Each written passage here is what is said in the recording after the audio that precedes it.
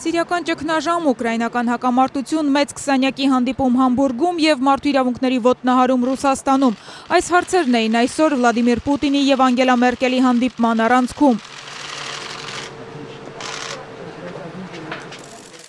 Սոչիում կայացած բանակցություններից հետո համատեղ ասուլիսում երկու առաջնորդներն ընդգծեցին անհրաժեշտ է կյանքի կոչել Ուկրաինայում խաղաղություն հաստատելու ճանապարհային քարտեզը, Մինսկյան համաձայնագիրը, միայն թե ինչպես այս հարցում դիրքորոշումներն ակնհայտ տարբեր էին։ Մենք ուզում ենք, որ Ուկրաինան մուտք ունենա դեպի Դոնբասում գտնվող իր պետական սահման, հայտարարեց Գերմանիայի կանցլերը։ Մինչդեռ Ռուսաստանի նախագահն ընդգծեց, խաղաղության հասնելու համար պաշտոնական Կիևը պետք է ուղիղ բանակցություններ սկսի անջատականների հետ։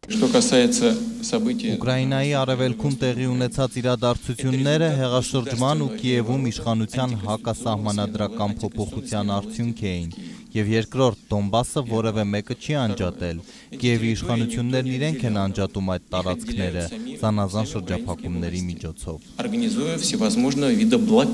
Անդրադառնալով սիրիական ճգնաժամին, Պուտինի տարբերություն արևմտյան առաջնորդների կրկին խուսափեց Իդլիբում քիմիական զենքով իրականացված հարձակման մեղքը դնել իշխող նախագահ Բաշար Ասադի վրա, պնդելով, թե անհրաժեշտ է անաչառ ու մանրազնին հետաքննություն։ Միջազգային օրակարգից բացի Գերմանիայի կանցլերը անդրադարձավ նաև ներքաղաքական խնդիրներին, կոչ անելով Պուտինին պաշտպանել քաղաքացիների հիմնարար իրավունքներն ու ազատությունները։ Ես կրկին ընդգծեցի, որքան կարևոր է հավաքներ անցկացնելու իրավունքը քաղաքացիական հասարակությունում, նշեցի, որ մենք բացասական հաղորդումներ ենք ստանում Չեչնիայում սեռական փոքրամասնությունների նկատմամբ վերաբերմունքի մասին, եւ ես խնդրեցի նախագահ Պուտինին օգտագործել իր ազդեցությունը փոքրամասնությունների, այդ թվում Եհովայի վկաների իրավունքները պաշտպանելու համար։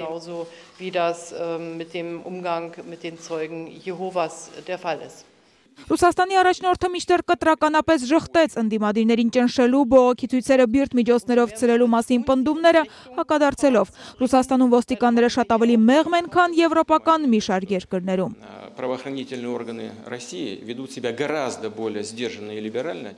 Ռուսաստանի իրավապահ մարմինները իրենց շատ ավելի զուսպ են պահում եւ առավել հանդուրժող են, քան իրենց որոշ գործընկերներ եվրոպական երկրներում, որտեղ ցույցերը ցրելու համար արցունքաբեր գազ ու մահակներ են կիրառում։ Մի քանի ամսից առաջ աշնանը Գերմանիայում կայանալիք դաշնային ընտրություններից առաջ հարց հնչեց, չի պատրաստվում արդյոք Կրեմլը նաև այդ քվեարկությանը միջամտել։ Չհերքելով նման հնարավորությունը, կանցլեր Անգելա Մերկելը միաժամանակ հավաստիացրեց, ինքը չի վախենում, բայց եւ չի պատրաստվում ձեռքերը ծալած նստել։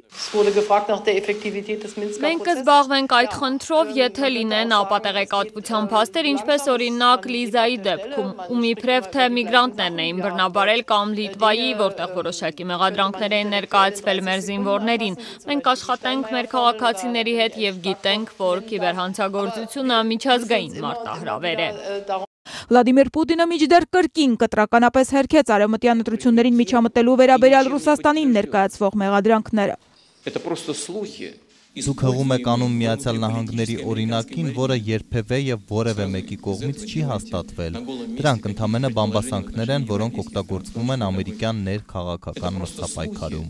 Իսկ դուք անմիջապես դրանց հիման վրա ենթադրություններ եք անում, այդ թվում մեզ համար այնպիսի բարեկամական երկրի վերաբերյալ, ինչպիսին Գերմանիան է։ Դա առնվազն տարօրինակ է։ Ակնկալվում է, որ կանցլեր Անգելա Մերկելի հետ հանդիպումից ժամեր անց այսօր երեկոյան Ռուսաստանի նախագահը հեռախոսազրույց կունենա Միացյալ Նահանգների առաջնորդ Դոնալդ Թրամփի հետ։ Վաշինգտոնն ու Մոսկվան առայժմ չեն հաղորդում, որն է լինելու երկու առաջնորդների արդեն երրորդ հեռախոսազրույցի հիմնական թեման։ Լրատվամիջոցները սակայն փաստում են, որ հեռակա երկխոսությունը կայանում է երկու գերտերությունների միջև լարված հարաբերությունների եւ սիրիական ճգնաժամի շուրջ խորացող տարաձայնությունների ֆոնին։